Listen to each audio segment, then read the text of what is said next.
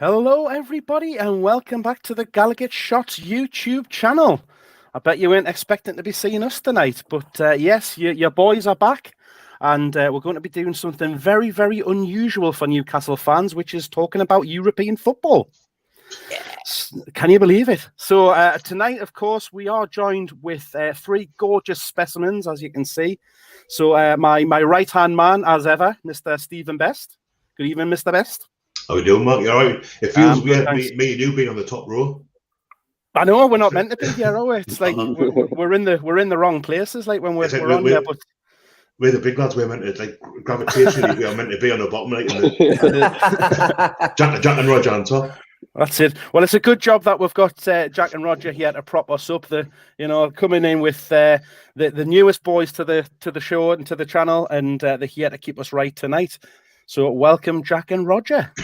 Thank you very much. Pleasure. Thank you. Sounds like some sort of dodgy boy band, that, doesn't it? Jack and Roger. Couple of members. So yeah, we didn't get through to Judge's house, sadly. So yeah, we are. There's no need to call them a couple of members, though, like Mark. I've been called a lot worse, and I'm sure I will be in the next hour and a half, or however long this lasts for. So. But no, we are going to be talking about something different for us. We're not going to be talking about Newcastle. We're going to be talking everything about Euro 2021. And first of all, lads, did you actually think this was going to happen this year? Roger, you don't look very, very confident of it happening. I still don't think it will. You know, there'll be some variant that comes from outer space that like kiboshes the whole thing, and the Olympics and the Bake Off final and anything else that's upcoming that I can think of. But yeah, no, it'll happen, I'm sure. And England will get knocked out. Yeah, I hope it doesn't interfere with Bake Off. That would be me and Bestie would be besides ourselves. We're missing out on Bake Off tonight. Yeah, but I've really got into Bake Off last couple of years, like in a big way. I love it, mate. You've got to seek solace in the fact that Love Island will be coming back soon. So, people will be having deeper, meaningful conversations and pulling people for a chat. So don't worry about it.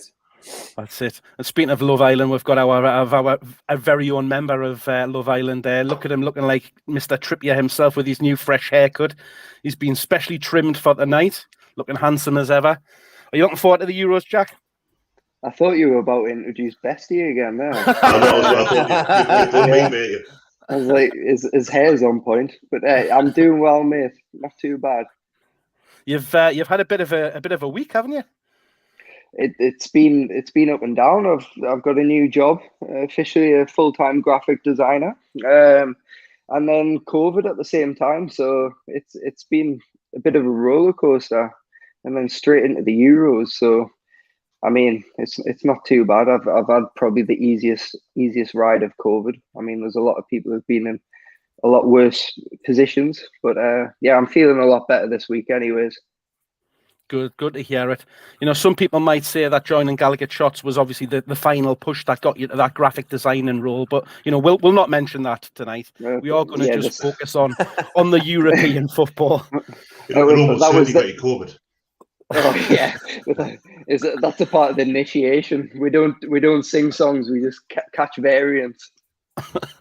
Well, the whole variants can stem back to Bestie. I'm sure you were the first one within the channel to get it. I think I was. I think last April. I think that's like 14 months now, and it was. I can't even blame all the imported football shirts I've been buying because that was before I was into that. So, then it was one of the Simpsons where Homer opens a package up and it gets it. Every time I open a snide England shirt up, it's like, oh no, that's it. This is the one. Yeah, the Wuhan bat flu is going to get you. It's happening. If you keep buying off DHgate, it's going to happen. Other websites are available, but we won't blame the Chinese for everything. They're at least doing some good stuff for us at the minute. But anyway, let's get on to the football. So we are a matter of days away from getting started with the tournament. So we're coming up to the opening sequence. We've got all the squads announced. So we did obviously have a little bit of delay with England's squad being announced, with initially an extra large squad being released with extra players in there. Bit of hoo-ha over whether Trent would get into the squad, and we found out that he did. Was that a player that you would want to be involved in when it was announced, Bestie? It's a funny one with Trent. Like he's one of those ones, and we've got a few players in the squad, and I'm sure we'll mention later on, who are obviously very, very good players, but maybe haven't had the greatest of seasons. And I mean, Trent, you would say he's maybe as a result of Van Dijk being injured, Liverpool haven't been able to attack the way they did when they had him and Robertson and Van Dijk in the middle and Gifford when they won the league a couple of years ago. So Trent, he was kind of almost the 26th man to be picked, wasn't he? He was the one that all the talk in the press prior to the announcement last week was going to be about. But I think, do you pick on form? Do you pick on kind of like what you perceive the talent to be? It's got to be somewhere in the middle, hasn't it? Trent's done it for a few years now, and he's an excellent player. I didn't think he played that well against, was it Romania, the first friendly? Yeah. No, that was the last one. Austria and then Romania. Austria was. I didn't think he played that well. What I saw, that's why he went off injured, wasn't it? Yeah. But fortunately, obviously, there's been a lot made of kind of who got it right back. You've got Kyle Walker can play there, Trippier can play there, Reece James, who I thought was brilliant in the Champions League final, can play there. They can all play to the right of the three centre halves as well. So it's very, very sad for Trent, because I think he was there on merit. I think he's a superb player, but yeah, I think I'm not too like, it doesn't ruin everything him not being there. Like when you think of Rooney in 2004 or Beckham, I think in 2002, I think my chances of being successful don't hinge on him necessarily. Yeah. So as you just mentioned there, obviously he did get injured, so he didn't make the final 2023 in the end. So Ben White came in to replace him. Thoughts on him, Roger? Well, I mean, to all intents and purposes, I think Leeds wanted to keep a hold of him and they had him on loan, and he's had a good season. And I think I would have maybe put Ward-Prowse in, because I do think we're a bit short in midfield. However, I think it's a bit of a toss-up between the two. I was watching Southgate get interviewed on the Jake Humphries podcast, and he was talking about the makeup of the squad, and it was really, really interesting to like listen to his thoughts about, like Bestie was kind of alluding to, about a mixture of like form and then who's performed previously for him. And I think you have, like, there's always big shock when, you know, when squads are announced, but like, I think Southgate has earned a bit of trust to be able to pick these players on what he believes is going to serve him the best. And I think if, you know, Ben White had a good season with Brighton, you know, they are a hard defensive team. Like, they are a tough team defensively. So, and I think you need to bring these young lads in and give them, if he's not had a cap or he's had one cap, it's like they've got to get that experience somewhere. And I think I'd rather have him in. I mean, I would rather have him in and somebody else than Conor Cody, for example, because I think Conor Cody's a nonsense, like picking him. But, you know, luckily I'm not the England manager. But yeah, I mean, I think it's a decent selection. So you're overall happy with it. Any surprises in there for you, Jack? The Ben White is probably the surprise for me, because I felt like it was either a toss-up between Lingard or Ward-Prowse. Ward-Prowse, similar to Roger's views, is probably my pick to replace that final spot, purely down to the fact that if Grealish is the player that we've seen this season, where he's probably going to be fouled 9 times out of 10, it's essentially a penalty for Ward-Prowse, a free kick, and as Newcastle fans, we've seen quite well how James Ward-Prowse can handle free kicks, whether Darlow should have done better or not. We've seen the top draw of free kicks in that game, where we were reduced to, was it 9 men against Southampton. So yeah, I think it's one of them where in the World Cup we needed somebody who had that extra bit of quality, especially in midfield. And I feel like the selection of Ben White is Southgate he's probably looked at Tyrone Mings and thought, maybe I've not chose the right centre back here. And I think what we're seeing now is his sort of backup option of being like, okay, maybe Mings is not the answer. Ben White is probably going to be ahead of Mings, and I think Ward-Prowse is the one who loses out and is probably the person who sees the worst of it all, because I do think he should have been called up. Yeah, I think he's really unlucky. Yeah, he's just unlucky, isn't he? Just on technique alone and deliveries. I mean, like, was it the World Cup when Harry Kane was taking free corner kicks? Yeah, it might be before that, but I realistically don't want to see Harry Kane stood over a dead ball ever again. And it might be we could be 0-0 and in the 85th minute, and we've got Grealish has gone down edge of the box. You bring on Ward-Prowse, and that's your chance there. And there's probably going to be a time during this tournament where we're thinking that's Ward-Prowse territory, and it's probably going to be 0-0, and we're probably either going to go to penalties and lose on penalties, and everybody's going to be on Southgate's back after that. So yeah, it's a hard choice, but I do think Ben White is just purely down to the way Mings has performed during these two friendlies is the reason why Ben White's actually been chosen. Yeah, I mean, Mings was, I guess, my surprise inclusion because he is just awful. He's a calamity and he's a mistake waiting to happen. And he's shown that in the last couple of games. I mean, I think it was the first friendly where he basically forearm smashed the striker in the face from it was a corner or a free kick. And you know, you do stupid things like that, and it's going to catch you out. We all know VAR's there. You do something like that in the tournament, then it's going to come back and haunt you. So. It is good point. Is he looking at that and thinking, you know, I don't want to risk him. The other, like, again for me, is a fantastic player.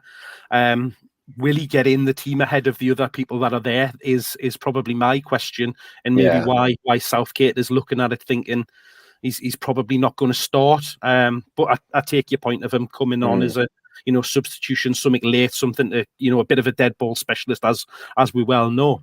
So it'll be interesting to see what happens with England in the squad there. But I think overall it's a pretty strong squad.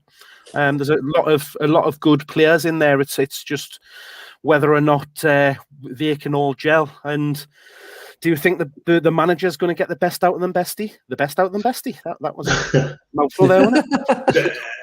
It normally isn't with me, to be honest with you, but so I think it's a funny one, isn't it, with Southgate, because he's quite defensively minded as a rule. I mean, we've had that with Benitez earlier, where you got managers who kind of you couldn't go, could you? You couldn't go without mentioning. Had to happen. Not even quarter of an hour in. But what happened with kind of Southgate, and you get a lot of criticism leveled at him because of it. When you look at the players, a point I've seen made, I've been watching the BBC things with Shearer, Linda Richards over the past week or two. They've been excellent. The kind of little half-hour podcast. And a point they've made a load of times is that when you look at the squad now, the make comparisons 92 because Lineker and Shearer both played in it. And there was just Barnes was injured, Gascoigne was injured. Graham Taylor had come in and he dropped Beardsley, he dropped Chris Waddle, or someone else, like a flair player, a kind of a creative player. Whereas now, look at that team, you've got Kane, who's a creative player, or can be. You've got Bellingham, Sancho, Grealish, Foden, Mount. You've got players all over the place. I mean, we're talking about how good the squad is. Lingard's had a fantastic second half of the season at West Ham, didn't get in. James Ward-Prowse, who I think would have, I'll agree with Jackman Roger, he would have been my choice to replace Trent. I think I've heard someone say that Southgate reckons that Ben White's got a bit more, not adaptability, what's the word? Like he's more of a utility type of player, he can play in different positions, which is something he's big on. So, but do I think Southgate? I think so, yeah. I think Southgate's, when you hear him talk, he's obviously a really... He's an intelligent, he's a thoughtful manager. He's not one of these ones that goes in and he's not Mike Bassett, is he? Like kind of. he's the opposite. He's not. He's the opposite of anything. Like so, I really like the Brook, and I would like to think. I mean, we've got a pretty tough group. I think. I mean, yeah. I've got the groups in front of us now, and there's not really any of them that you would say like, oh, maybe it's Group C, Netherlands, Ukraine, Austria, Macedonia could be one that you'd say like should do well there. And I'd really like to think that you can get these attacking lads on and say, right, against Croatia, Scotland, and Czechs, get at them. Like, we look what Grealish did in the friendlies and what he did for Villa. I mean, concern with Grealish is his fitness. He's only played a couple of games since, I think, February. And right at the end of the season, like, not counting these friendlies. So, does he use him sparingly? Does he bring him in straight away? I don't know. Do I think Southgate's? Yes, I do. I think we're going to win it with Southgate. They are. I don't really. I think France are, but I'm going to say that. Though. According to the bookies, we are the favourites, though. Well, the British bookies, anyway. Well, we are the number one ranked team within the UEFA rankings. It's mental. Yeah, and I think Show was sixth in the world. What do they base that off? So it's results and that they've had in qualifying and in friendlies and stuff. We did well in that the Nations League as well, didn't we? Yeah, we've beaten Belgium. I'm sure we've beaten Belgium. Here comes the Belgians. We've beaten a lot of the top teams, as Harry Redknapp would say, top teams. But obviously, it's a total different kettle of fish when you're getting into a competition situation. But I think Grealish, the last two games, I think he's looked like he's actually benefited from having a bit of, because he looked to be taking on players fine. He doesn't look, and the best thing about him and like say Foden is they're fearless. Yeah. And I think for too long, English players and England players in general were fearful of playing. I think there's a lot to be said for Southgate, and he's created this like express yourself, like have a go, be fearless, like because he's been through the shittest time you can be with England.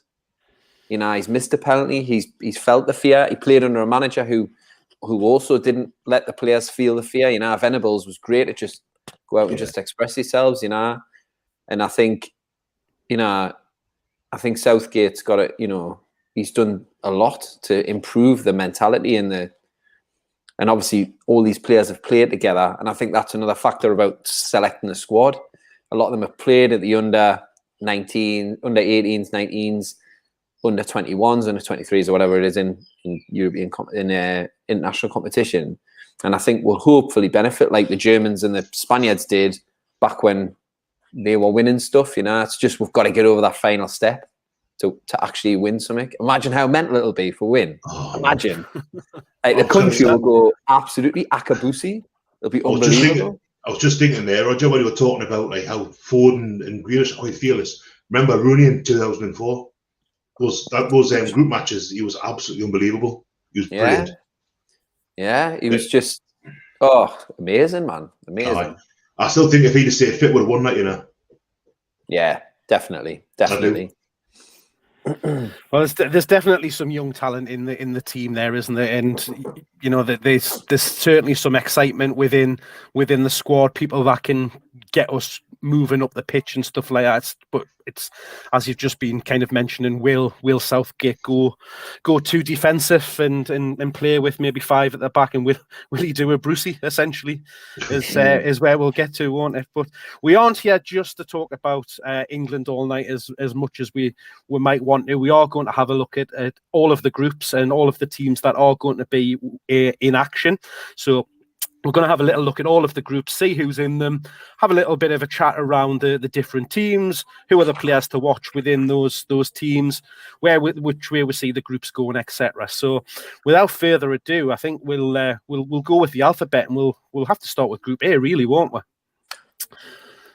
It's very, very traditional of you, that, Mark. Oh, hello. It is. Oh, look at this. Very, very professional here tonight, aren't we?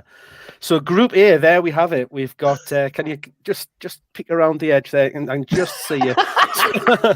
So we've got Italy, Switzerland, Turkey, and Wales. So interesting group there that we've got. But don't worry, you're not going to have to look at that all tonight because, again, look at this. Look at this. Oh, on the ticker tape. Oh, look at that. Ticker tape. So there you are. So you can still look at our beautiful faces and know who is in this group. So yeah, Group A: Turkey, Italy, Wales, and Switzerland. So one of the home nations is in there. Good friend of the podcast, Neil JR's team is in there in Wales. So do you give them much of a chance, Jack? It's a hard one, really. I guess the last Euro competition was all based on Bale essentially dragging them through the whole tournament, and we've not really seen the same Bale ever since, essentially. So looking at that, my two picks would probably be Italy and Switzerland, because I think Switzerland actually have a really good team. But there's something about Wales at the minute where I'm just sort of thinking they probably haven't got enough, and I don't think Bale has it in him to actually drag them through the group stage this time anyways.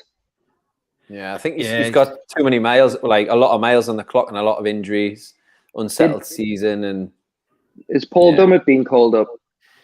Nah. He's unfortunately, Mr. Dummett has retired from international football, so he's not going to be on that plane. Did he get a testimonial? I'm sure he's only like 20, 28, 29. Yeah, I think he played like 3 or 4 games and then sacked it off. It was all that travelling down to Cardiff, man. It's a long way to go. A long way. It is a long way. You wanted to Wrexham's not it's a long way back when you've been beaten. That's definitely for sure. It is. Yeah. But obviously, we do have a little bit of interest in the group because, as Dan has quite rightly pointed out, we do have our beautiful Fabian in the Switzerland team, Roger. It's just a dreamboat. Just a dreamboat. No, I think I think Italy and Switzerland will go through. I think I think Jack's right about Wales. Like, Mark's right about Wales. I think like they just haven't got enough anymore, I feel. But I'm looking forward to seeing Italy, because they missed. I think they haven't qualified for. They missed the World Cup a few years, haven't they? Missed the World Cup. And like, it's not the same without Italy. Like, one of my best pals is Italian. Well, he's actually Italian Swiss GEORDIE. Well, that's quite a mix, isn't it? He's got a tattoo on the back of his neck, which is made in Switzerland, and then he's got a lion and some quote by Mussolini on his arm. So work that one out. Work that one out. Big shout out Danny Carboni. Come on with a name like that as well, eh? That's a very GEORDIE Italian name. Daniele Pietro Carbone. There we go. Taught us all the swear words when we were younger. It was brilliant. That just did something funny to us there, Roger, when you said that. You want to hear him do it? Oh. So the team that everybody's writing off there in this group's Turkey, and surprisingly, they're actually ranked higher than both Switzerland and Wales in the rankings. A funny one, Turkey, because when I was a kid, I mean, I'm going back like late 80s, early 90s. Yeah, Turkey were a bit of a. In fact, until about 2000, so a bit of a joke. You wouldn't really consider Turkey, but Whitman boys went there, and then they had that kind of their own, for want of a better expression, golden generation when you had like Hakan Şükür up front, and you had 2 guys playing for them. Hadji was a hell of a player. Georgie Hadji was Romanian, but he was a good player, right? Who was the Raji keeper? Was it Rustu? Repa Rustu, I was the walk there. Rustu, he had like the tattoos under his eyes and that, didn't he? He was an absolute lunatic. Turkey were in our World Cup qualifier. Is that? Am I right? Or am I making that up? No, I feel like was that the game where England struggled the whole game to score a goal, and I think we ended up scoring last minute Harry Kane, I believe. If I can remember right. Probably. We seem to draw them quite often in the mid-noughties. I remember Beckham's kind of penalty, like when the ground next to the penalty spot just gave. It was like an Indiana Jones trap where he put his left foot down and the ground just went. And he absolutely skied this penner. Turkey, they're a useful side again, and like Mark says, that they're ranked higher than Wales and Switzerland. For all Wales were quarter-finalists last year. You look at how they got through, and there was like that a couple of Gareth Bale free kicks that the keeper should have certainly the one against England. Joe Hart should have done better with. There was that Hal Robson-Kanu goal against Belgium. That was like a once in a lifetime goal for him, wasn't it? Like, totally. He didn't even have a club. I think Redden had just released him. Yeah. So he was clubless, but he was doing that in the quarter-final of the Euros. They beat them 3-1, I think. And I think I wouldn't mind seeing Wales go quite far because I've not really got any axe to grind with the home nations. But looking at that group, because 3 teams can go through as well from some groups, can't they, because of the way the 24 teams goes down to 16. But I think Wales are the ones that will miss out there. I really can't see them finishing ahead of Switzerland, Italy, or Turkey. I think Turkey've got a handy striker. I think he was Yilmaz. I think he got like 16, 17 goals in the French league, but he's like 30. I think he's 35, 36, something like that. But he's supposed to be. They've got some canny little players, like Sun Chu, the centre half from Leicester. He plays for them. He's decent. Yeah. Kabak, who's been on loan at Liverpool most this season. Hey, maybe we've been linked with getting him next season, haven't we? Which Hadji was it you were talking about? If it wasn't Georgia, not Mustafa. I can't remember. No, he was Moroccan, wasn't he? He was Moroccan. He went to Coventry. Him and Yusuf Chippo. Oh, Yusuf Chippo. Classic. Aye. We'll show him our age here, mind, lads. Oh, yeah. I will just do a 1998 World Cup review instead or something like that. Yeah, I'm sat here in silence. Yeah. Jack wasn't even born. He was just a twinkle in his dad's eye. But I think we're all nailed on for Italy winning that group, aren't we? Yeah, I think so. They're unbeaten at 15. I've just seen in the comments there. And they do that. They're one of those clubs, one of those countries, same as the Dutch, same as us. Even France, you could say, where they'll do brilliantly one tournament and then absolutely crash out the next. Yeah. And they're due a good one because they were garbage in the 2010 World Cup. They got the final in 2012. 2014, did they even qualify? No, they must have. I can't remember what they did though. But our last World Cup didn't qualify, so that I think you'll see they have a good tournament this year. And that Locatelli. He's supposed to be decent in midfielder. They've got. I don't think that's the exact pronunciation. I'll just go Locatelli. Hey, don't ask me. I'm not the one to ask on pronunciations. I think he's going to go to Juventus. He plays for. He's been linked with a few of the top clubs. I think he plays for like Sassuolo. Sassuolo. It's Phil Collins' favourite football team. So he's supposed to be decent. He's like a sort of the new Pirlo, apparently, but he's supposed to be decent. But I think, like, obviously, the Italy have been a bit of an aging team, haven't they, in the last few years, which is why they did then struggle to qualify, as we mentioned earlier. But they're bringing through a lot more younger talent now, so they certainly look to be on the rise again and coming back they are a very, very strong footballing nation. And as I think it was best that you said, it's just not the same not having them there, and they're going in is third ranked in the tournament, so definitely ones to watch there from Group A. But if we do move on now and have a look at our second group, which through the power of the alphabet is, of course, Group B. So in Group B, you'll see there we do have pretty strong group when you look at it on the face of things. So we've got Belgium, Denmark, Finland, and Russia. Yeah, Belgium are going to absolutely romp that group. You'd have thought so. Like, I mean, they should do. They should absolutely romp it. Depends on which Russian team turns up, because at the World Cup they were absolutely pumped with steroids. Oh God, I'm wearing all those. Watching Love Island early. I just like to say allegedly.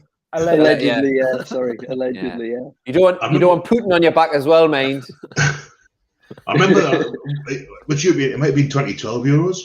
I was on holiday watching Russia's first game. I think it might have been against Greece, and that looks absolutely amazing. And I thought, great. Oh no, it was Croatia, I think they played.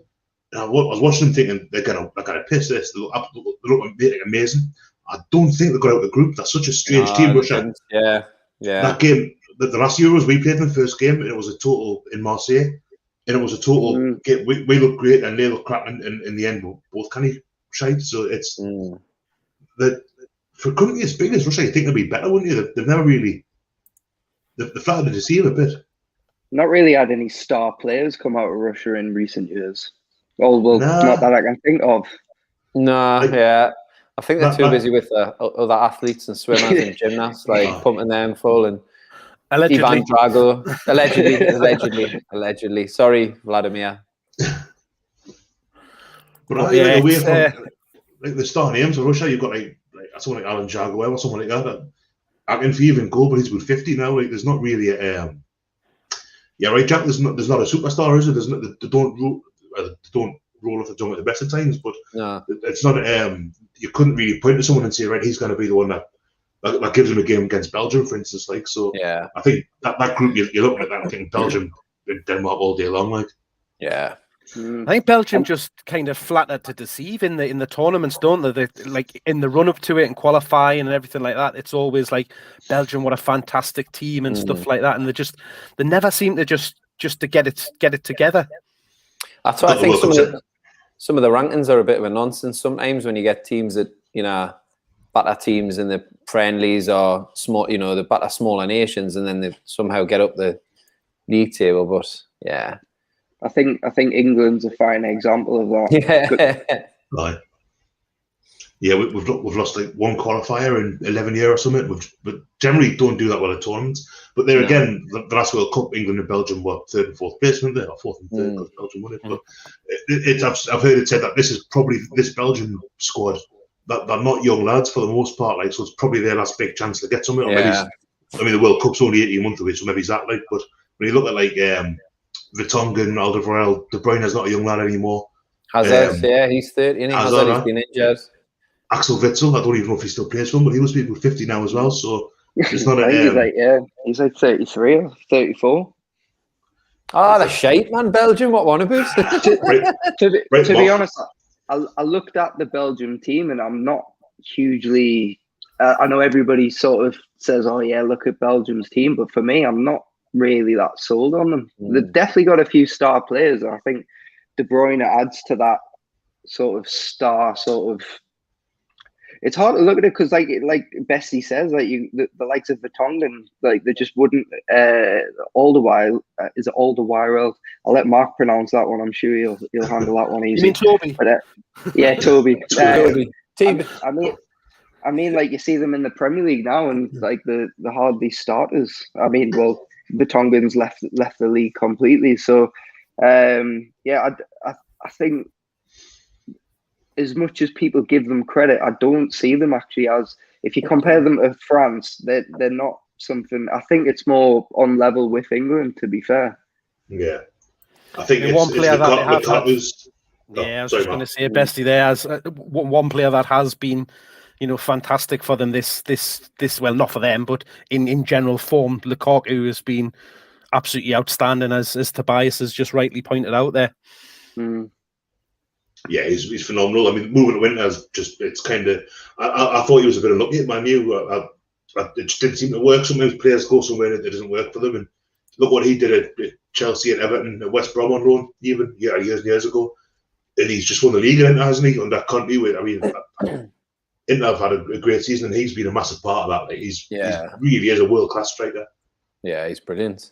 I just think it's mad how he's been through all these clubs and not how is he not one of the best considered as one of the best players in the world, because he's absolutely ridiculous. Like his numbers are amazing, and to score goals in Italy, I know it's a bit of a cliche, but it is hard. It is a hard place to score goals, He'd walk. I think he'd walk in any Premier League side, apart from probably previous clubs he's been at. But I can't imagine many clubs turning a blind eye. I mean, Chelsea are apparently in for him again for what's about a third or fourth transfer. He's definitely got what it takes, but. It's a strange one how he kind of fell out of favour and fell out of form playing over here, didn't he? And then he just seems to have really had a rebirth going over to Italy, and whether the pace of the game suits him a little bit better over there, but without doubt he's been pulling up trees over there, and and he's got to be going into this tournament, really high on in his expectations of how he's playing, and with the team of players that he's got. Obviously, like De Bruyne, we all know what a great player he is. He's going to miss the first game for them, but you'd expect him to come in and pull the strings for them in midfield and start kind of pulling things through. Hazard again had a bit of a fall from grace since he went abroad, but we know the quality's there, so you can't look past them. But I'm not sure they've got enough to kind of take it all of the way. But you'd expect them to be top in that group, I'd imagine. Is Shefty Kuchi still playing for Finland?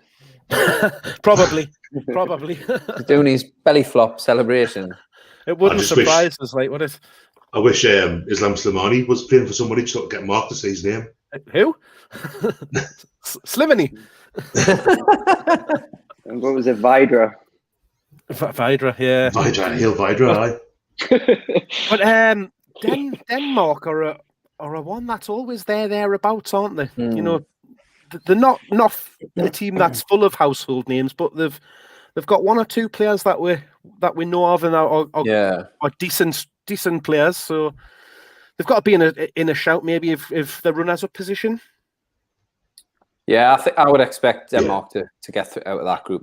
Definitely, they've got who they've got as a striker, but they've got quite a good because obviously Schmeichel, and then Højbjerg is in the midfield, and they've got Jorgensen up front. No, we have got that Martin Brathwaite who couldn't do a job at Borough, but he's doing all right at Barcelona. Now. Unbelievable.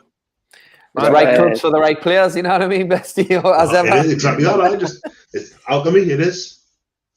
But they've got a decent side. They've got Kasper Schmeichel, Vestergaard, obviously. My dad's been Kasper Dahlberg, Christian Eriksen, Danish as well. It's probably his. Yeah. Eriksen. Yeah. He's only 29, so he's probably got a few more years in him. He must be about 45 now, like him, I'm sure.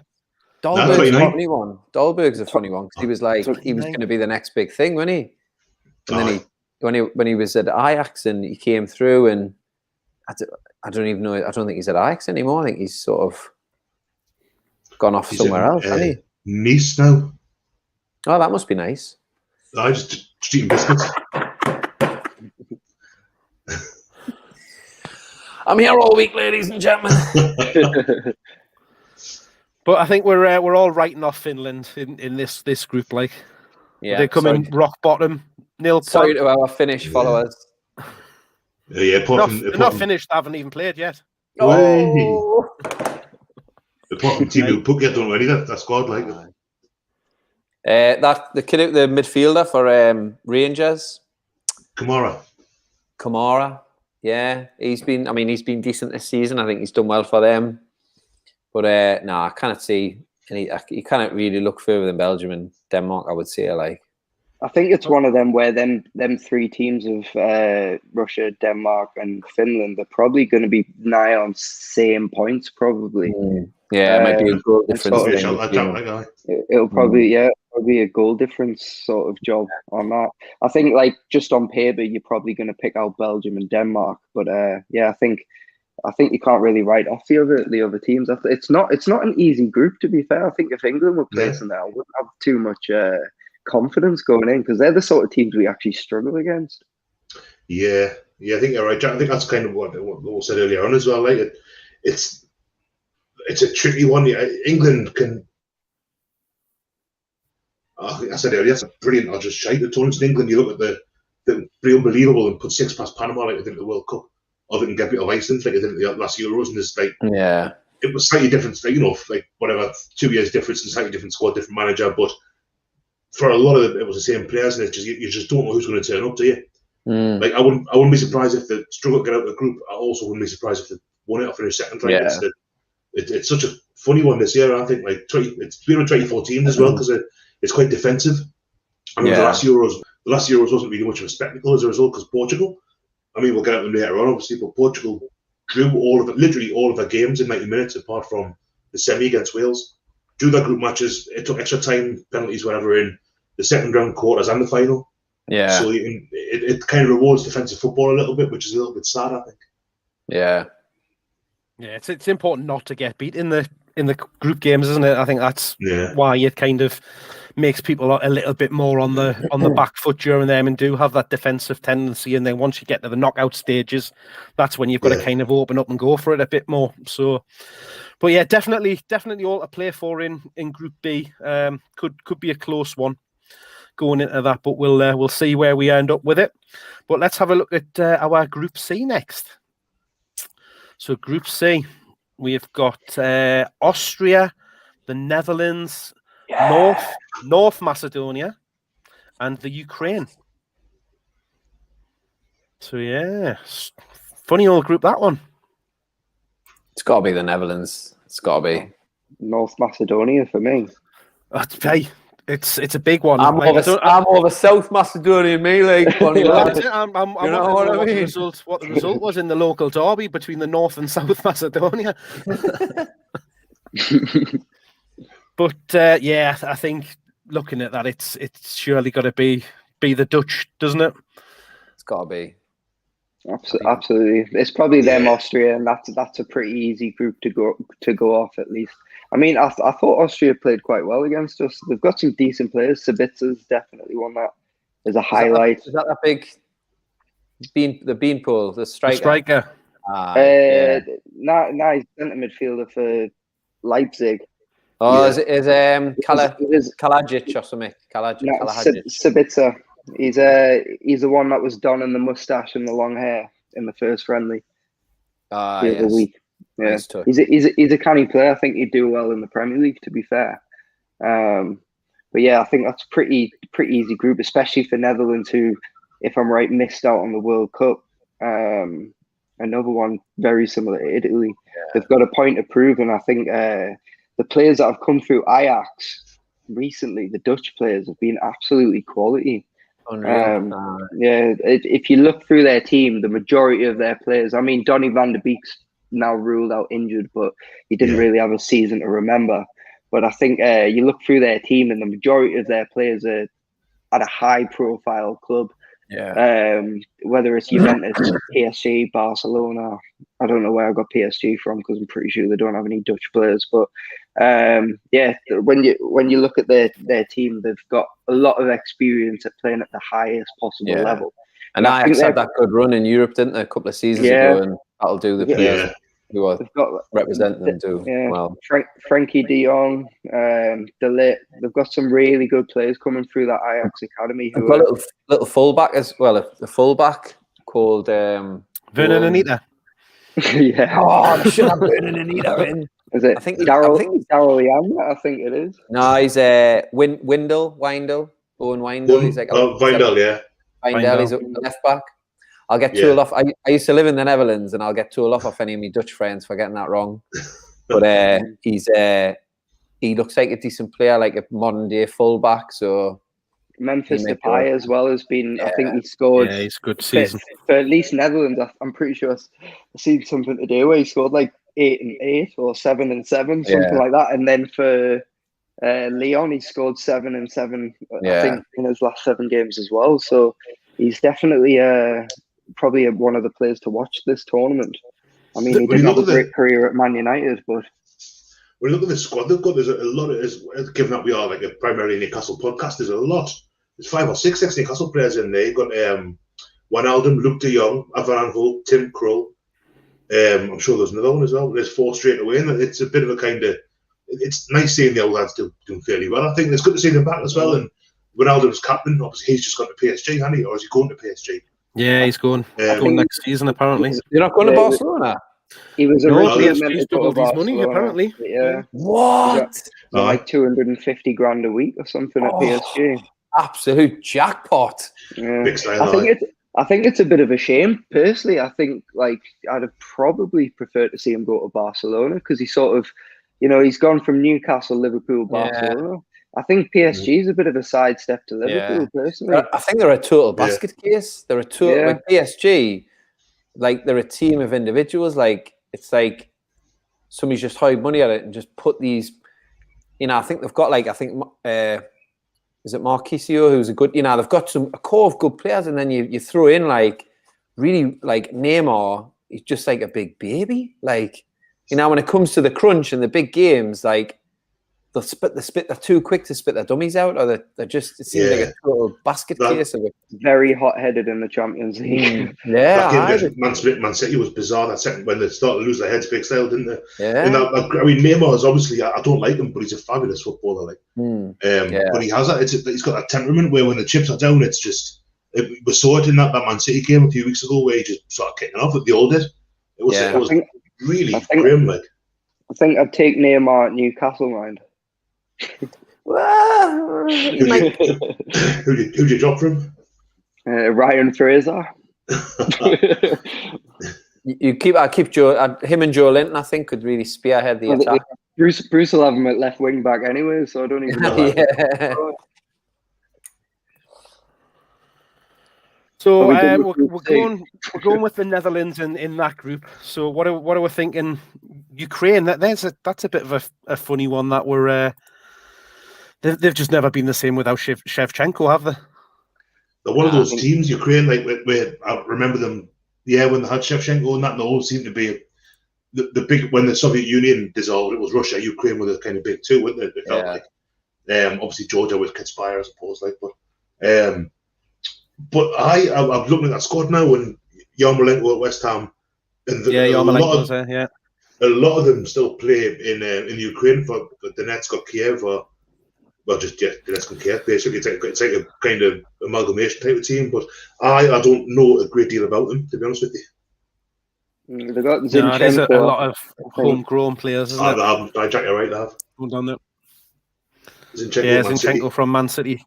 Yeah. Rebrov, he's still playing for them. Who was the one in Liverpool with Voronin? Was he Voronin. He had, wasn't he?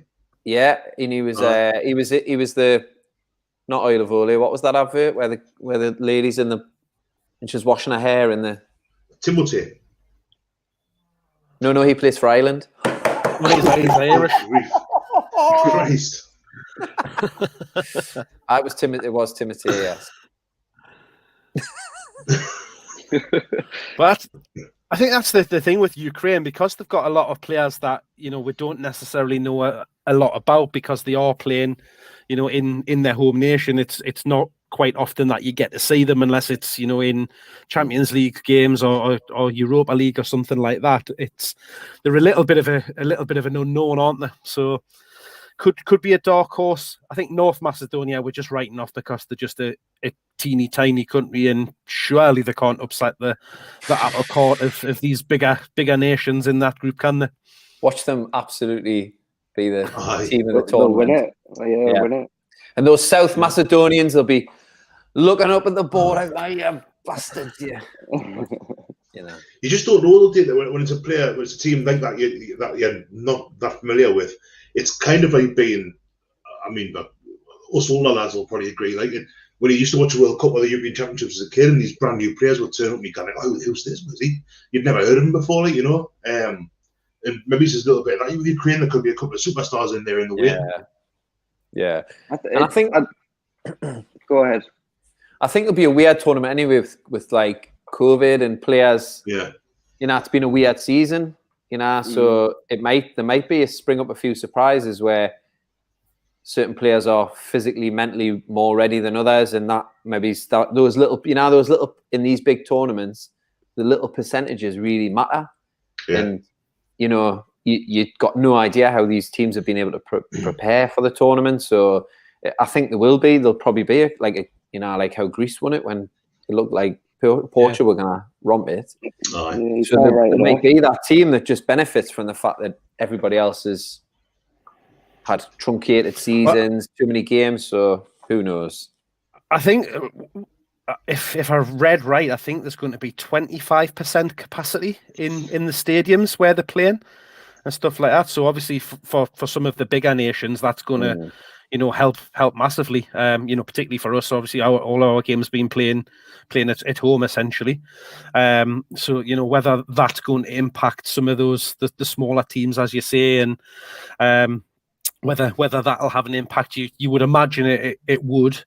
But I think you cannot really look beyond probably the Netherlands and Austria, from the standard of players that we know. There's a lot more household names in the Austrian team and stuff like that. Playing throughout Europe. Obviously, former Newcastle United star Valentino Lazaro is in the squad for them. So that'll be one that we'll be looking out for. But they've got some good players, Austria. Whether or not they've got the team to back it up, I'm not sure. But certainly from an individual point of view, you'd be expecting them to get through that group with the Dutch. Any other surprises to look for in that group, do we think? Or any players of note that you want to call out? I think it's just Austria for me. I think, David Alaba, Sabitzer.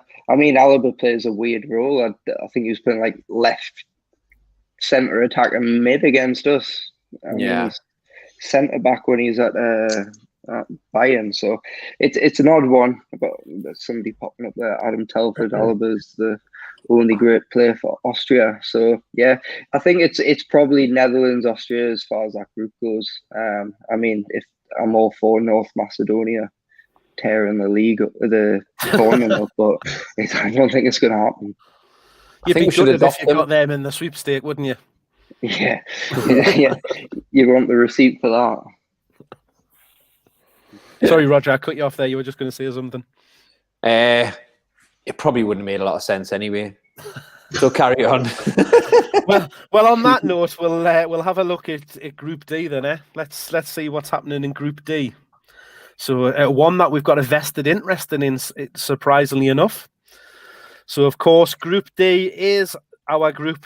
So we're in there with Croatia, the Czech Republic, ourselves, and of course the old enemy, the Scottish, up across the border, up north. So there we are, quite a group that we've got going on. We're winning it, lads, aren't we? Well, like I said earlier, that's not an easy group.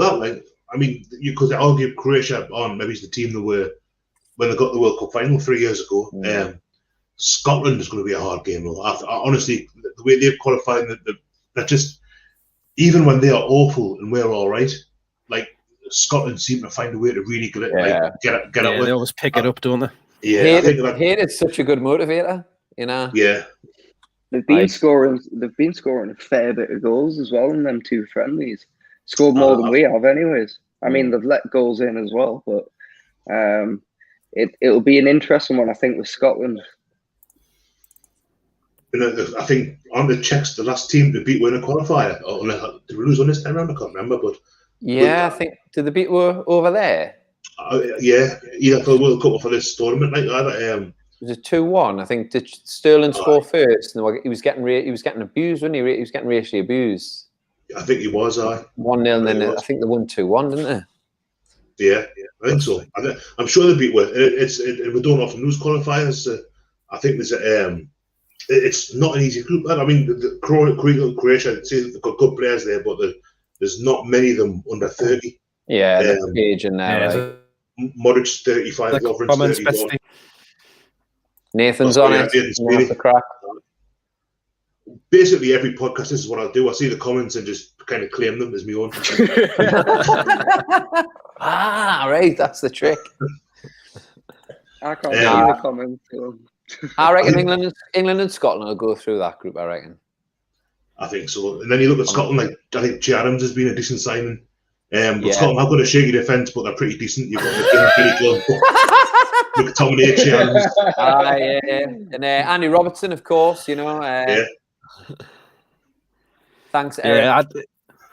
It's a strange one, because you look at Scotland and think they shouldn't be getting anywhere near it, but when you do look at the individual players that they've got some top players, and you go back again before Jack's time, that when you look at all of the top teams and they all had a Scottish player in them. And there was always that representation, so it's nice to see them back in a big tournament. It's been a while since we've had them. Gaza came out with the classic joke the other day of what you call a Scotsman in the second round of an international tournament. Referee. Jack, you know that one? The referee. So yeah, that always gets a laugh. But I've got a little sneaky feeling about them. Like, yeah, I think that, it looks like a good set of players. Like, and they know that they obviously know their strengths and they know their weaknesses. So I think the chances are solely down to the fact that if they beat the Czech in the first game, it works quite well. That actually, Bestie. It does, doesn't it? You see it. No, but I think they have got they've got a chance. Like they've got some decent players. So I've got some good in that. Not an old squad. Like McTominay is only 24. I mean, Robertson 27. I was going to say Alexander Arnold there, but I'm getting Liverpool. Who's the one who went to Arsenal? Kieran Tierney. They've got some really good players. There's a kid Turnbull who plays for Celtic. Is it Ross Turnbull? I think David Turnbull. David, he's done well. I think he had a bad injury a couple of seasons ago, but I think he got Player of the Year this year for Celtic in the league. Lyndon Dykes at QPR as well. He had a really good end of the season. Who looks like he could be useful. Like, so I wouldn't write them off. They'll cause someone a problem then. And they've got John Carver there, assistant manager. Graham Jones. Yeah, Graham Jones, John Carver derby. Oh my God, that blew my mind. Funny, Jack, are you reading the comments? I can't see them on here. I don't know how. Well, it's funny you should say that because a bunch of frauds, aren't we? I need to turn the comments off. Yeah, it's ridiculous now. That is brilliant. Well, because Stephen Carr's a head coach, isn't he? I think obviously he must have worked with Carver around the time that Sir Bobby was here. So he did, yeah. Have a relationship back there. I think they've played Tierney as centre back. I'm sure they've moved Tierney into a centre back position. Either I don't know if it's over 3 or over 2. So that because somebody's saying on the comments there, Tierney and Robertson, obviously they play the same side, but I'm sure in the last game Tierney played centre back, and he was saying he's getting used to playing that role, So I think they might do all right. I think we've looked at this group, and I don't even think we've mentioned England once, to be honest. So I don't even think we're favourites, to be fair. We've spoke at length about Scotland. Just talk ourselves down.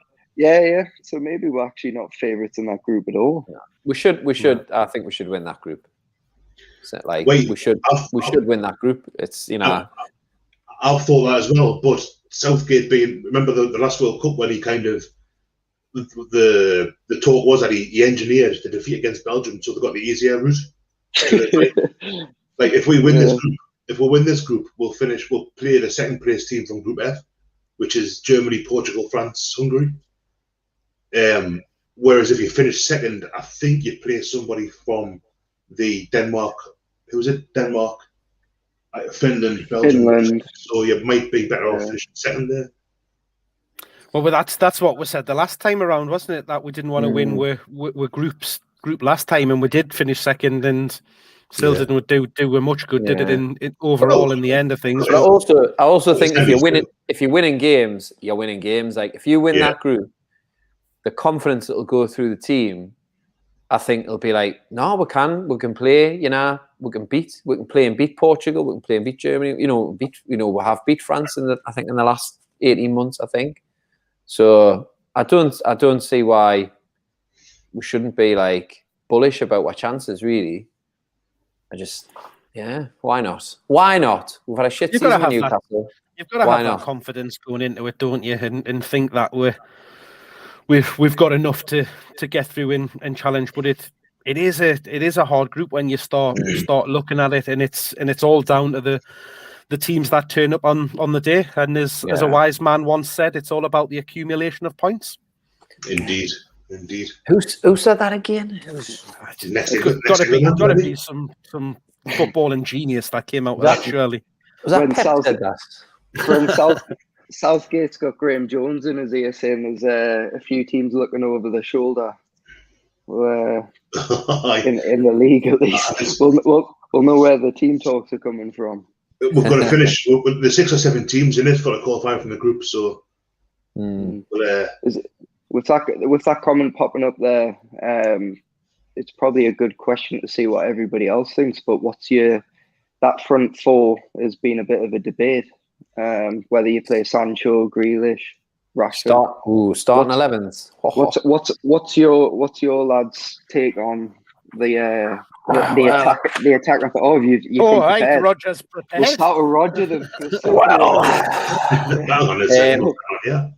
You need a projector behind you. Yeah. I would have. I like the formation 3-5-2. I always have. I don't know why. I think because I used to play as a right wing back in 3-5-2. Because I'm not very skillful, but I'll run all day. So I've got Bruce would love you. Oh, me and Brucey would be like, and I love a kebab. So you know, I'd have Pickford in goal because although he's got tiny arms, he's got tournament experience. He's been there. I think you don't want to go changing your keeper going into a big tournament. I think it's a big risk. This is obviously everybody being fit. I'd have Stones, Maguire, and then I would be tempted to put that Ben Chil, not Ben Chil. What's his name? The new kid. Ben White. Ben White in. I would be tempted to put him in with those two experienced players. I'd have Walker, right wing back. I'd have Shaw, left side. I don't believe in playing, I know Trippier does a job at left side, but he's a right back, he's a right-sided player. Yeah. I'd have Rice, and if Henderson's fit, I would play Henderson. And then I would go, well, maybe it's not Rice, I might try Jude in there, but I'm going to go with Rice and then Grealish, Foden, Kane. And just let them do that thing. I'm on the fence with playing Foden and Grealish. I think it's one or the other. I think the way we sort of set up is I think you've got to either play Rashford or Sancho and have a bit more of an out and out winger than sort of these inside forwards that you'd get with sort of Grealish and Foden. It's another one for me, but the front three, I think it has to be a front three, but I'd probably go with Grealish, Kane, Sancho, and I wouldn't put all the pressure on Foden because I think there's too much for a 20-year-old lad to be. We seem to do it. We did it with Rooney. Yeah, we seem to just pass all the blame onto these young lads when we've got a World Cup coming up in a year's time. I think you've just got to use this chance to sort of give Foden the chance to get a bit of tournament experience, but don't be giving him the weight of the whole tournament and the nation on his shoulders. I feel like Grealish is probably going to pick up an injury, and that's when Foden has his chance to step up. Yeah, maybe it's I can't see Grealish making his way through the full tournament. If them two friendlies are anything to go off, he's gonna get hacked to death.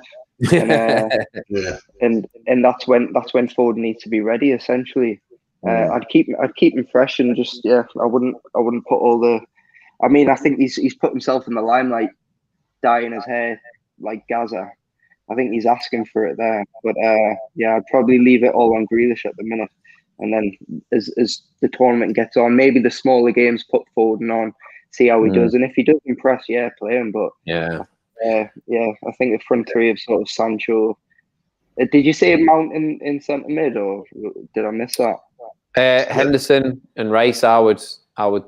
If Henderson's fit, I would play him again because he's got experience. He's played big games in the Champions League. He's played big games for England. Although he's a Mackham, I would play him, and I like Rice. I think he's a good player. But I do like Phillips. I mean, obviously Phillips can just run all day, but I just think you need, against that Croatian team, just a bit of stability to start with, and then you can bring on. You can't be playing Rice and Phillips if you're playing like 3-5 at the back or whatever the formation actually is. There's no need for playing two holding midfielders. I think you've definitely got to have a bit more creativity in the middle and sort of rely on them centre backs to sort of we've got a good set of players there. There's no need why we should be sort of sitting back. We should be going for it. Like we were saying at the start, really, no fear.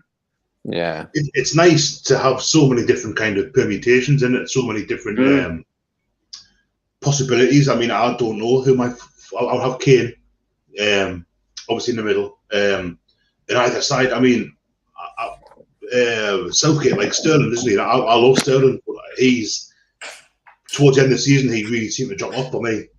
He didn't play any of the friendlies either, did he, Sterling? No, that's right. But there again, I don't know. Southgate's coming for criticism with the friendlies because he played Lingard in the first one and he wasn't in his final squad, and Ward-Prowse came on against Romania there, and I don't know how much to read into that. I think Southgate knows his team. I think he knows his team for the Croatia game. Again, listening to a podcast yesterday, he was talking about how in '98, like you had Beckham didn't start the first game, Owen didn't start the first game, and by the time the World Cup ended, they were England's too big. Beckham scored that free kick against Colombia, got sent off, and Owen did what he did against Argentina. So, like, not starting the first game doesn't necessarily mean that you're not going to be involved in the tournament. Like, you know, there are players there. Jack, you mentioned maybe Grealish doesn't play every game, and I think Grealish is such an exciting player. Yeah. But I think maybe you're right. I think maybe he's the one to kind of set out. Maybe he's coming off the bench. Or if they've got the points they need by the time they pay the checks, maybe that's the time to kind of bring him in. And just ease him into the game, ease him into the tournament a bit. Maybe him and Foden, I don't know. But it's a lovely problem to have when you look at it. I've seen people say on Twitter this week that it's a really weak squad, and I don't think it is. I think it's a good squad. I think it's a very good squad, actually. I mentioned earlier when you've got the choice of Sancho, Sterling, Rashford, Grealish, Foden, who can all of whom are like fantastic footballers who can play behind or around Harry Kane or Dominic Calvert-Lewin. Proper fox in the box, jumps 10 foot to win a header. So like, there's loads of players there that can win a game, and it's so exciting. I think it's if they can get things going, if they can be solid defensively, which I think is where the problem is, because Maguire doesn't look as though he's going to be fit. I wouldn't. I think Henderson's a great player, Jordan Henderson. That is, Dean Henderson is as well.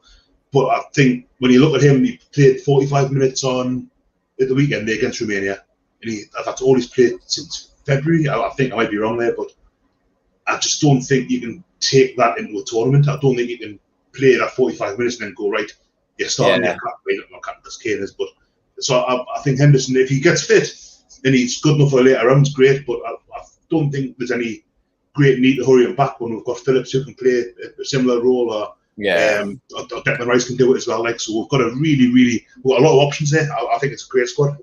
And we've barely mentioned like Sterling. Like, isn't it mad that like he's not even? He was just mentioned once there in that conversation, and like he's obviously the last few months he's been poor, but for the last 18 months before that he was absolutely on fire. He was incredible, and I think that's a good thing about tournaments. Like, almost form does go out the window a little bit with like players that say, "Oh, he's in bad form," but like it's a totally different environment.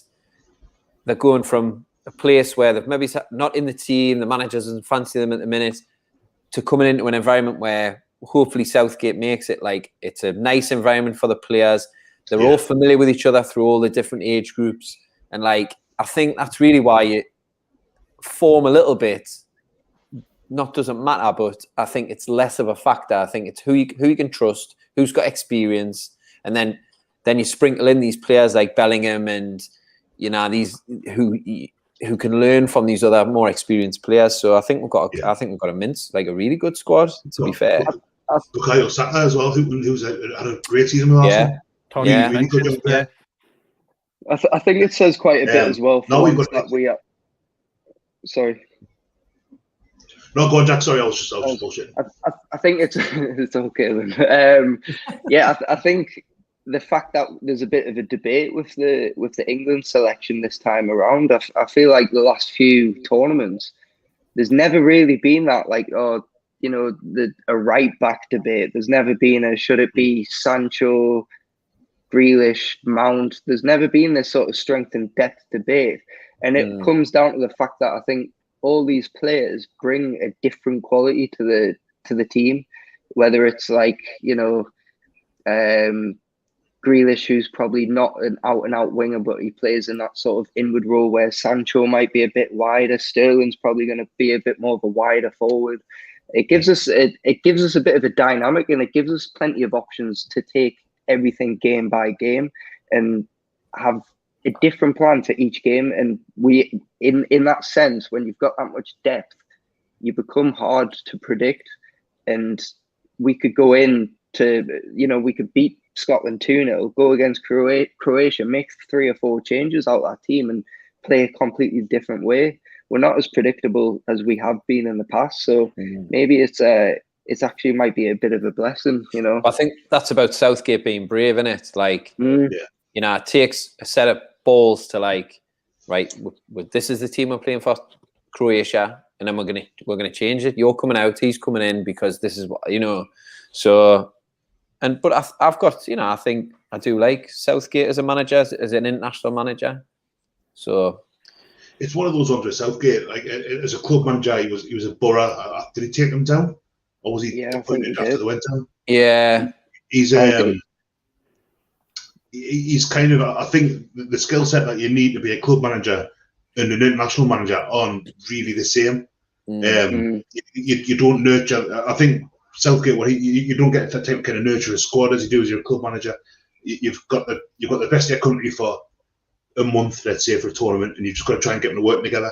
And when you see what he did for the last World Cup with getting the players on side, and the stuff he did with the press, and he got the press kind of on the team side. Yeah. There's an awful lot that he does that I think even if they don't do particularly well in this tournament, which I think I've got a feeling they will do, I'd like them to stick around for a while. I know a lot of people don't like him. A lot of people don't like him, but I do. I see what you mean. Like from international level to club level, like it's more of you manage the atmosphere and you manage the chemistry of a team rather than he's brought Graham Jones in, so clearly it's the coaching side of it is probably not what he wants to focus on, but more of the PR marketing side of how England approach it. Like it's the feel good factor and making everything feel positive and changing the way we see England play, and it's not all doom and gloom. And I think even just like beating Colombia on the penalties just did something for a nation. And like it's a penalty shootout, but like there's something about it that just sort of, it's quite iconic, and it just changes the atmosphere and the way we approach it as England fans and as a nation. And I think if we can get something after I know everybody's been in a pandemic and every country's had its own problems, but I think it could be something really good to come out of at the end of a pandemic. You got a vaccine and we feel like the end's in sight, and to have a really positive end to. So I seen Bessie smiling. I seen a comment coming up looking like I was going to read off the comments, but yeah, I think it's a really, it could be a really positive thing for the country. Just not to win it, but just to really do well and be proud of the country. I think with Southgate as well, like obviously when he took over Middlesbrough, he was 35, 36, and he literally went from being the captain to being the manager of the team. And like he was, really probably out of his depth, and you think he's admitted that himself. And now, like you're saying about, say, the Colombia game, he's got so many experiences now. I think that even that Nations League tournament, he can draw on positive. He can draw on his own personal negative experiences with England and positive, like the most negative you could possibly get. But then he's also got the penalty shootout. He's got one, getting beat. Maybe he's blown. I was going to say something a bit inappropriate there, but sort of like bolting too early against Croatia, getting that free kick, scoring the free kick, and then using that experience. And he's in this interview I saw him do. He was saying like, I say to the players like, what we're going to do if we go 1-0 down. Like he brings up that he's happy to have those conversations, and he's confident enough to have these conversations with the players to make them think, right, oh shit, what do we do if we go 1-0 down? Right, well, this is what we're going to do. We're going to stick to. And I think he referenced the Tunisia game where, if you remember, we went 1-0 up and then it was 1-1. And then he referenced the game. He's saying we didn't panic because we talked about what happens if we go 1-0 down. What happens if we lose a lead? And he says, just keep playing have confidence in the way that you play. And again, coming back to that, not being fearful of losing a game, not being fearful of expressing yourself. And then Harry Kane pops up and gets an absolute belter at the back stick. So, you know, I think he's evolved a lot. It'll be interesting to see what he does after this tournament. I think he probably should stay until the World Cup as well. No, and then, I don't think I can even see him being a club manager at this rate. I think I think even after England, he'll probably sit on the board at the FA or something. I can't see him, but I think he's got to sort of be proud of the job he's done, whether he wins something or he doesn't. I think he's really changed the mentality of how we see international football, because it was pretty bleak and nobody was really looking forward to it. And I think, I think using his experience from a player point of view, he sort of changed that. Like, it's all like, you know, everybody was saying, oh, well, John Joe Shelby at like a couple of years back should be called up. And apparently, like, I was listening to a podcast with John Joe Shelby, and I think he said he thinks he didn't get called up based on the fact that he wouldn't have gelled with the players. I think people were for some reason blaming Dele Alli because of a stamp, but I think it's a bit more deeper than that. But I think it's all about mentality with Southgate, and it's quite nice to see. I mean, that video shot of all the England players in the semi-finals, just watching the England fans applaud them. I think that was the shift and change in mentality sort of accomplished, and going into the Euros, whatever happens, take it into the World Cup, and then we keep working on it. Yeah. So, lads, I'm going to put you on the spot here then, and I want a yes or no answer from you all. No. Do England win this group? Yes. Yeah. Win. I said yes or no, Jack. Come on. Okay, come on, Jack. Yeah. Well, I was taking into consideration what Bestie was saying. Do you finish second and get an easier draw? You just go for it. You just got, everything's about momentum, isn't it? So we'll win it. We'll win the whole thing. You heard it here first. Jack says we're going to win it, and we'll all be millionaires. If we win it, you've all got to dye your hair like Foden's. That's it. There you go. That might be a little bit difficult. Yeah, you can dye eyebrows. Do your beard and that. I mean, if I've got the Foden haircut, then I'll if we win it, I'll dye my hair as part of the Gallowgateshots, whatever it is. That's a good sacrifice to make. Okay, so people can hold us to that. I'll dye my hair like Gaza if that's the case, but only if we get plenty of likes, subscriptions to the channel. Shout out, like what you did. Everybody right now, hit that little button down there, hit that like button, and also put it in the comments to remind Jack that if England win it, he is going to get his hair done. Get it all. I can't see the live chat, but just put in that I need to do it. And then, I like how I suggested it, and now you've got to get it done. That's brilliant. I've sort of walked into it myself. You opened the door, and I just walked straight through it. To be fair, Roger, with yours, you could go for the greyish. Like you're almost there. Do you reckon? Yeah, I reckon. Get a little bit of extra length on it. You go for the. Jack Grealish look. I've had that problem all my life. Just a little bit of extra length on it. Moving swiftly on. So let's take a look at Group E. So Group E, we have Poland, Slovakia, Spain, and Sweden. So again, a bit of a mixed group for us in Group E. With a couple of power. Christ, what the hell's going on in the background here? Some juggling going on. All sorts of noise. I think everybody's running away to get a beer before we start talking about Group E. I just trying to get it later there while it was on the screen there. The graphic goes down and we're all gone. I was concerned about that happening earlier. I was measuring my hair. Hey, I'm a professional. What can I say? So we've got in there Sweden, Spain, Poland, and Slovakia. So quite a lot of the latter alphabetical nations down there in Group F, E, even Group E. What is it with you and the alphabet? I don't know. I don't know. Quite a lot of the lower alphabetical teams there. Just waiting for Zimbabwe to show up, you know. So this is a bit of a mixed group, isn't it? Because like Sweden are always a little bit of a dark horse when it comes around to the tournaments. Spain, you can never write them off. Yeah. Poland are always thereabouts. Slovakia, maybe it's not so much. Best keeper in the world.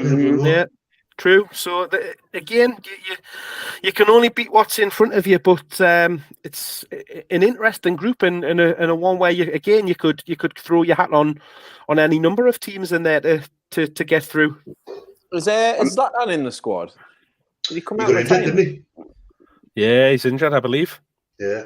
Oh no. Yeah, James just confirming it there for us. Zlatan is injured. James Rose. Damn it. I don't think James was responsible. Like, I think that's it. I don't think James kicked him or anything like that. I thought that was an admission of guilt by James there.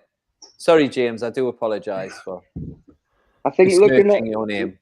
Looking at them 4 teams, for me, I feel like Spain's one of them teams this tournament that's actually going to just balls it up completely. And there's always that one team that doesn't actually get through the group stages. And I think Spain's my call for the team that doesn't actually qualify. And you'll probably see, Poland or Sweden probably actually going through. Maybe Poland tops it, and then I'm not saying Spain are going to finish bottom, but I mean that team selection. No Real Madrid players.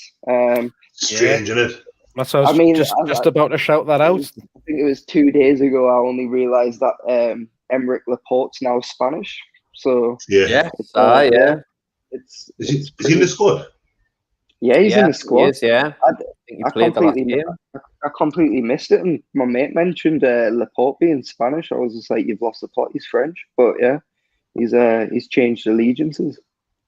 So it's an odd one. The Spain squad's not as not what it used to be like with your Iniestas and whatnot. But we've got the kid for Villarreal up front, Marino, and he had a really good season. I mean, all of those. Well, I suppose all the Man United players were pretty good penalties, but they were ice cold for the penalties. Jesus, God, it was unreal. I've never seen a shootout with. I've never seen that quality of penalty over like 20 or 21 pens. Yeah. There was a couple that I think the Villarreal keeper could have done better with, but like if the one the keeper took was unreal. It was like Mark Crossley just belted as hard as he could in the top corner. The entire Spanish team is in isolation right now. Yeah, they all got COVID, have they? Someone's had to drop out, haven't they? Someone quite prominent. I seem to recall. Yes.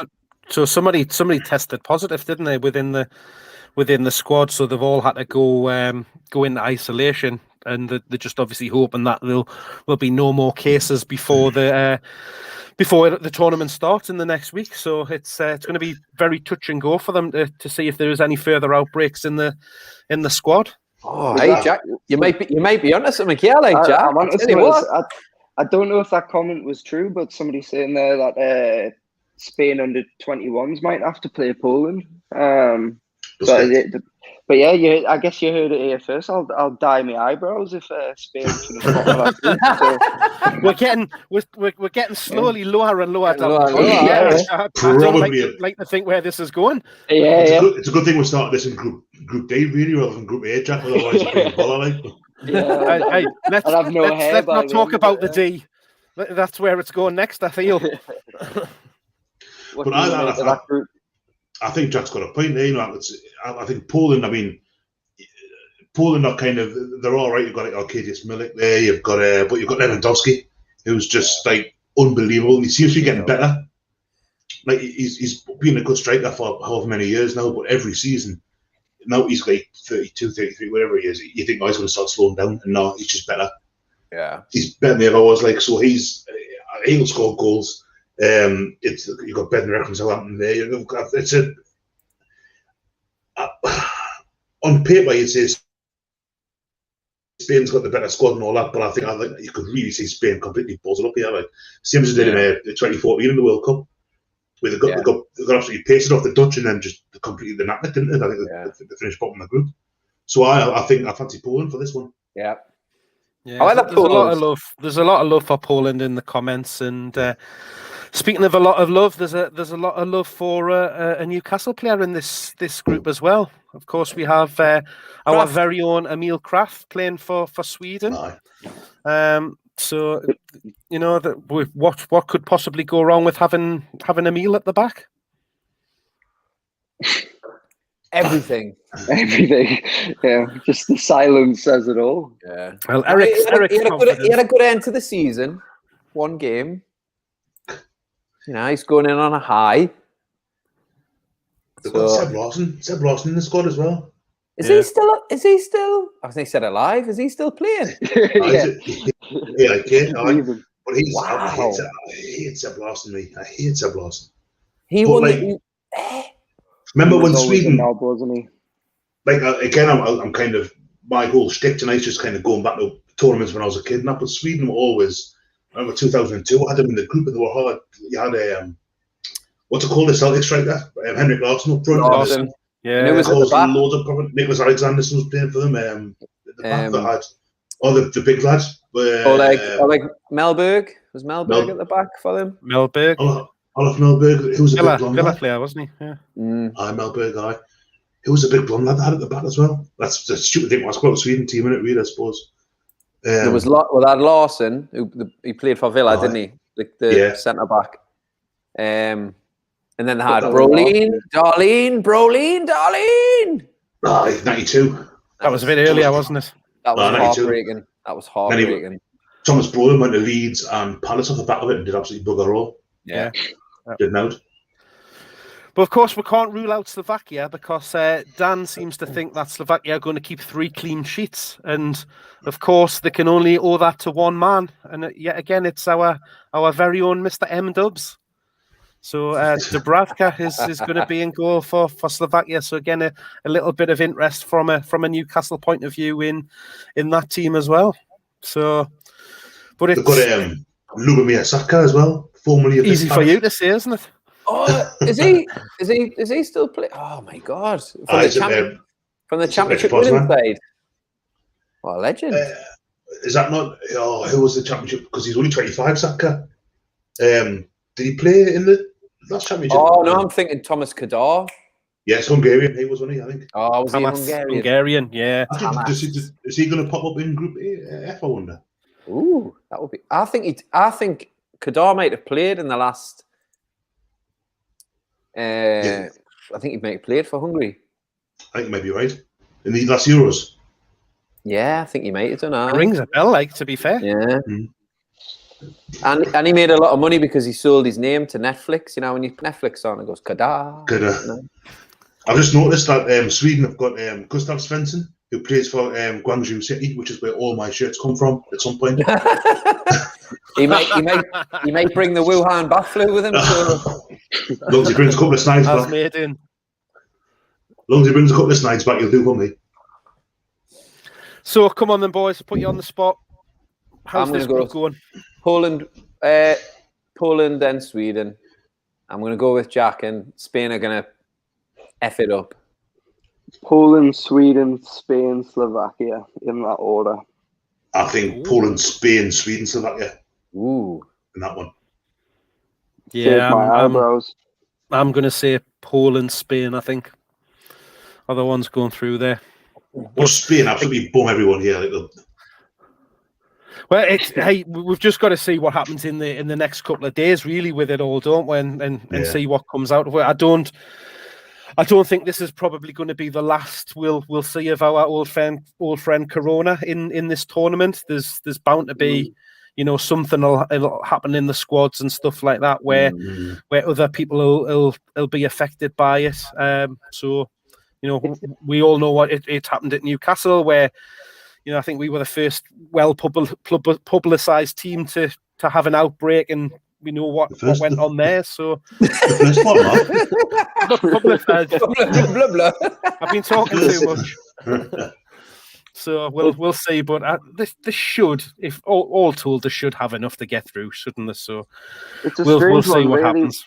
With COVID, I feel like it's been a while since you've had a news update saying certain player has tested positive. I thought it got to a point where maybe they've all been vaccinated as professional sports people or whatever, but there's not really been an outbreak for months now. Obviously we set the trend, but it's not really been a thing until recently, I guess. Well, it went months and months without any positive cases being discovered at all, because like they were getting tested daily and stuff like that. So it did have quite a number of them going down with it. So it does seem unusual that at this stage there has been a bit of an outbreak. So we'll see what happens from it. Like, but Dan's just pointing out that obviously Portugal just played, and just as I do that, somebody comments and moves the comments around. But Spain just played Portugal in the last couple of days, so that there could be something in there. Just got to see what happens. But that links us nicely into, boys, what can only be described as, and you always hear it every time, is the group of death. Bastard of a group, Group F, yeah. So you look at that and you think, wow, you just wish you're not getting drawn in that group with France, Germany, Hungary, and Portugal, man. Wow. There is always a group of death, but that is a group of death and a half, isn't it?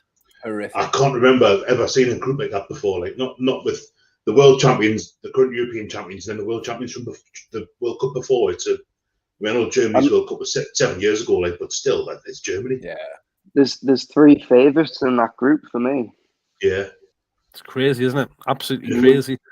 If we win our group, then we are playing the second best team out of that group. So, but you've got to beat the best teams on the way. But that's when we talked. If I can go back to England slightly, I think Jack said earlier about getting momentum, win the group, get momentum up. If you play, I think Poland are going to finish. Portugal, by Poland, are finishing second there. If you beat Portugal in the second round, you're thinking, well, we can win this. Like, we've got it gets your tails right up, big style. So, Imagine being hungry, like qualify and being all like proper chuffed, the country's buzzing, and then the draw comes and you're like, oh no, like. But I suppose they've got now to lose, so they're there to take part, aren't they? That's basically it. Yeah. Have a nice time. They can't even travel, can they? Wait, I don't know if they can or not actually. Where the game's getting played in Group Group F, because all the groups are local, aren't they? So like our groups, all either Hampden or Wembley. Is Spain and Portugal? I think they're playing, aren't they? I think there's Seville, or is it France? Oh, I can't honestly remember now. It's Munich and Budapest for Group F. We have the group. Aye, yeah. Group E. They play at the Puskas Stadium and they play France. So yeah, it's weird because you'd expect obviously Spain to be in a group with the Spanish stadium, but Seville is Group E's ground stadium. Sorry, I think I might be the only one that got. So I'm consulting the wall jar in your fridge. I know. I was wondering, is somebody holding up some cards? It's Chris. He couldn't be asked to do it, so he's been back up. Is it just one stadium for Group E? That can't be right. Do you need your readers? Need your readers to have a closer look? I do. What's miles away? No, I think France and Portugal will come out of that group. I don't think Germany will. I think Germany are third place in it, and then you're looking at it's the four best third place teams in it. So anyone's guess out with those ones, like I think France will win that group. You think? I mean, when you look at the strikers that France has got available, the midfield that they've got available, it's frightening.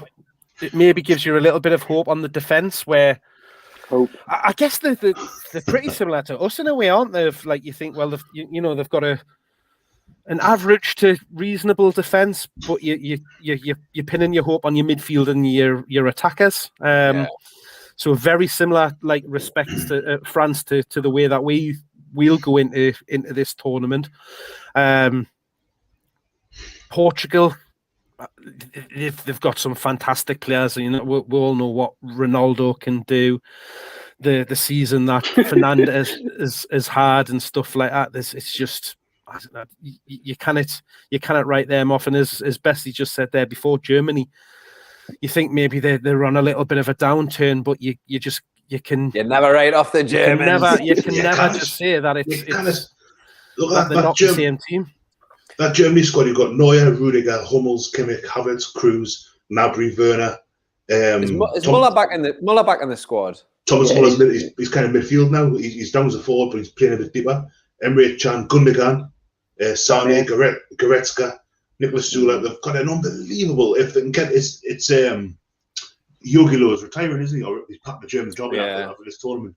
They could win it. Yeah. They won 7-1 the other night. Yeah, they are honestly Well, I think we've all said that they're going to finish third, but I think it's weird because France reminds us a little bit of how Spain were around 2008 when they won when they started just winning everything. France, that squad's incredible, but that three great squads there, like Portugal, the same. I think Swedish just said there in the comments. I mean, Portugal. Pepe is one of the few blokes in the tournament who's nearly as old as me. But Ronaldo's still doing a good job there. You've got Ruben Dias, you've got Bruno Fernandes, Bernardo Silva, Coutinho. Who knows? That's a great group. Unreal team, isn't it? Yeah. I'm just looking forward to watching some of the games in that group because that's going to be great to watch. A proper humdinger of a group, that like. Oh, big style, like tell the grandkids about that group, like. I don't know how you can look at that group and those teams and call how this one's going to go. But I'm going to ask you.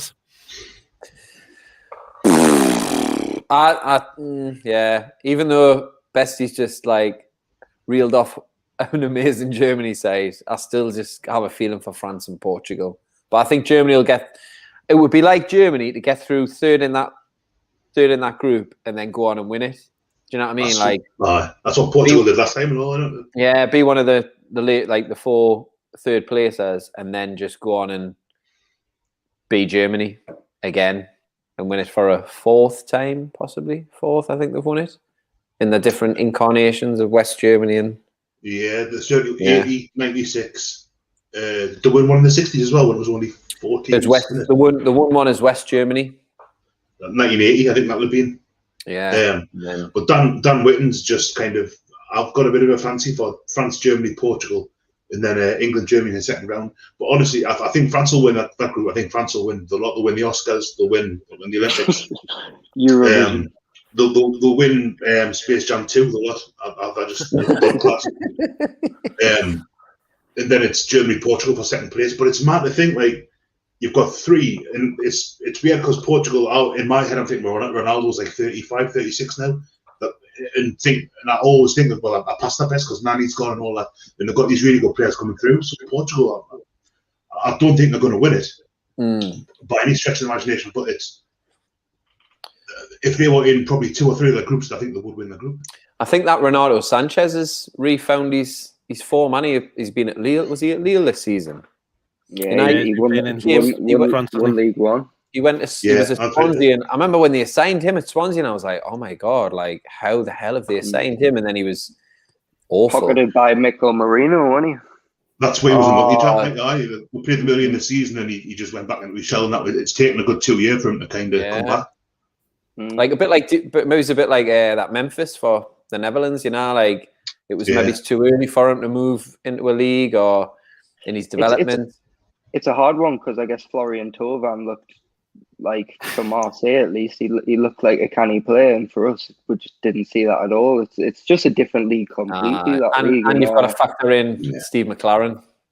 Yeah. It's a hard one, but I think that league in general, it's not really a league to be sort of. If you say you're dominant in that league, chances are you probably won't actually make it in the Premier League. But it's an odd one. I do think this group, for me anyways, is the chances are you'll see a fix, like say France and Germany, the chances are you'll probably see that fixture twice in the tournament, because you'll probably see France-Germany final or Portugal-France final. You know, so for me, I think it's France-Germany are going to go through. It's just the squad depth's ridiculous. And I seen the lineup France put out today, and it would win everything, like Bessie says. And we should probably mention France have got the current Newcastle manager playing for them as well, haven't we? Griezmann. Yes, Griezmann, and obviously his first signing, Kylian Mbappe. Yeah. See, when this Saudi takeover goes through, and I have it on record. No, I don't have it on. Griezmann, he'll be the gaffer. He'll curtail his playing career. He'll take up the gaffership, and then he'll bring in Mbappe, and then everyone will be happy. We'll all be happy, and we'll all be hugging each other. It'll be really nice. I mean, it'll be a nice sort of maybe 10 years. 20 years from now, when Griezmann actually takes a Newcastle job on, and everybody will go back to that. Oh, you remember when you were Newcastle manager on FM, and now you're Newcastle manager in real life? I think it's written in the stars. That personally, and he'll be able to get us out of League One. Yeah. He'll be sat 12th, and we'll be told how much of a good job Antoine Griezmann's doing. We'll have a 46-year-old Mbappe playing up front for it. Yeah. Some might say he would still do a better job than Joe Linton, but not me. Probably still John Joe roaming the centre circle as well. Well, let's face it, 46-year-old Kylian Mbappe would definitely move faster than John Joe Gelvy. John Joe Gelvy. John Joe Gelvy. You're not correct. I've definitely talked too much tonight. We've been going for nearly an hour and 3/4 trying to get through this Euro 2020 preview. So, Mark, you struggled with Ronaldo at one point there. I didn't say anything, but Ronaldo. You were that Ronaldo. That's how the Portuguese pronounce it. You see? No, that's how that lad from Grange Hill pronounced it. Bestie, you'll have to help Rolando. Roland.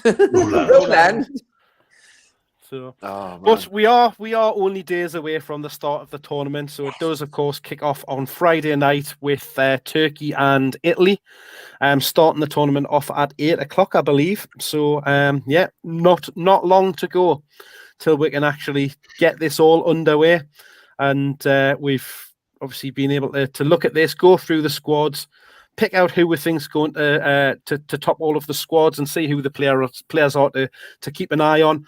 But boys, I'm going to put you on the spot. Who wins the competition overall? France. Jack. Bestie first then. France, Bestie. Yeah. Jack. For the sake of my hair, not England. So I'm gonna go with Germany for me.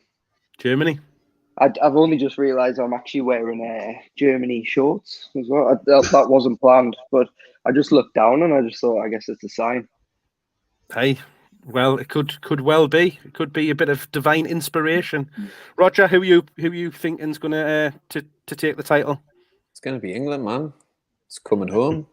It's happening, and we're going to have the best summer ever. It's going to be mint. Oh, God, imagine.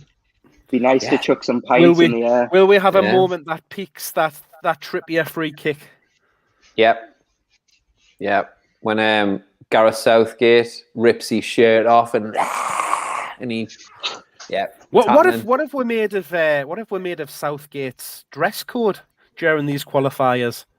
It's questionable, but I think a bit mixed, hasn't it?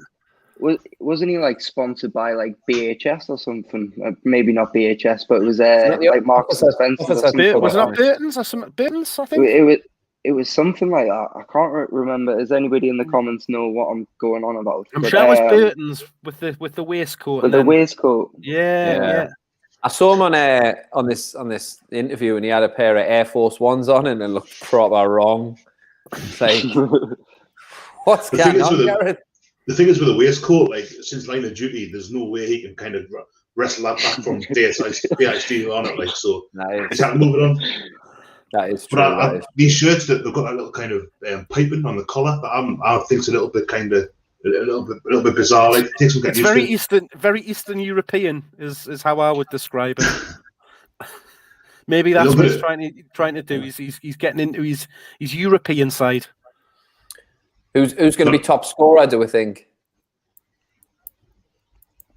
Have Wales picked? Hal Robson can't do this time, has he?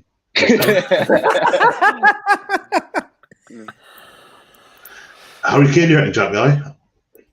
Wait, I mean, we didn't win the World Cup, and he still got the Golden Boot by. I mean, he did score about 7 against Panama. So yeah, maybe it's not the same, but yeah, I think Harry Kane's got it in him. But I think Lukaku. Maybe that one. Yeah, Lukaku is a good one. Lukaku. Just see Belgium have got Matt Sells in the squad as well. Yeah, he is. Yeah, he's not going to get top scorer though. Yeah. Hey, he was responsible for a lot of goals in the Championship early doors. He was.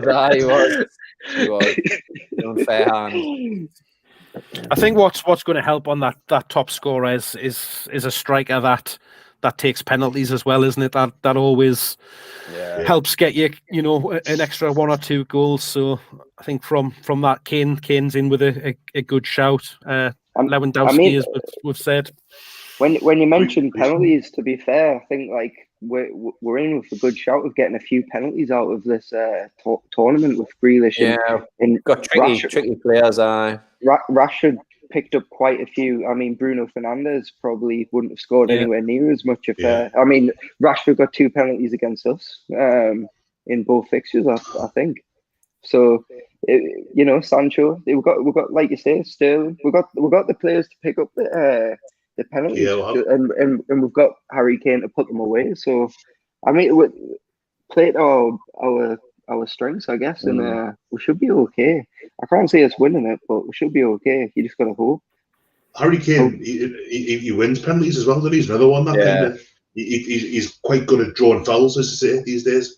Yeah, I remember the last tournament, like cheering. Like it infuriates us in any other situation, but like, oh, he's won another free kick! Yeah, come on, Harry! And like that horrible stoop thing he does, where he allows a player to almost injure himself as he comes over the back. Like, I hate that. Which is a horrific move, but like if it wins you a free kick in it, it's fine for England when he does it. Yeah, it's all right. We'll let him off for the next 4 weeks, he can do what he wants. I mean, like the likes of Kane and Grealish, they're all linked with moves away. So I guess this is their chance to sort of secure that move. Yeah. I mean, Kane's been begging Man City in every interview to sign him. I mean, like they say, which is the player you want to play with the most? He'll say De Bruyne. At every chance, he's begging for that Man City move. So hopefully, we've got a few players who are looking for the move this summer, and this is their sort of opportunity to get that big move on. I remember the last tournament when just before Pickford saved that penalty, I was in my living room with all the lads, and it was like, if you save this, I promise, I'll never slag you off. I'll never grief you ever again. And then when he saved it, I was like, fuck, damn it. So, and I did renege on that promise several times. It felt dirty, didn't it, cheering him at that point? But I was there with you in spirit. I was exactly the same. I was like, come on, just do something. Amazing. But yeah, boys, it's been an absolute pleasure. I really enjoyed tonight having a look ahead to this tournament, and we've just got to now wait, like I say, just a matter of days for it to all unfold between our eyes and see what comes out of it. So this is the first of not right between you there. So, but this is just the first of many of our Euro 2021, even though I think it's still technically being called Euro 2020. Yeah. It's the first of our special podcasts. You'll be seeing a lot more of these in the coming weeks as we go through the tournament. And we've got lots of exciting things planned for it. So if you aren't a member, do sign up. All the details are below in the ticker tape going along. If you haven't hit that like button down below, get that hit now and hit the subscribe and the little notification button, because you don't want to be missing out on this quality content. And there's, as I say, much more coming. But thank you, boys. It's been good to see you. It's been great to have a chat with you. And we'll be back later on this week, and we'll be back in the studio. So, but that's it for tonight. I'd just like to thank everybody for joining in, putting everything in the comments, and taking part. It's been an absolute pleasure, and we'll see you the next time. Good night. Bye.